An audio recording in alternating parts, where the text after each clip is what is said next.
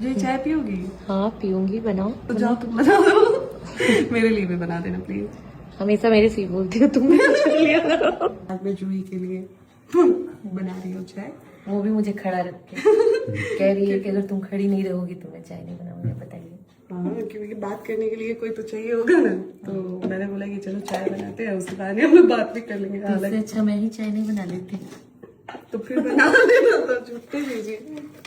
तो देख सकते हैं आप, ज्योति अभी चाय बना रही है हमारे लिए, तो बहुत अच्छा लगता है जब आपकी अभी छोटी मैं बना बहन रही हूँ, शाम आपको को चाय ये मेरे लिए फिर बनाएंगे। मैं नहीं बनाऊंगी। बनाना लो, ये चाय हो गया। अब पी के बताओ कैसा बना। शाम को तुमको भी बनाना यार। अच्छा है। सकल बनाते बनाते बस शक्कर ज्यादा कर दी हूँ, बाकी अच्छा है।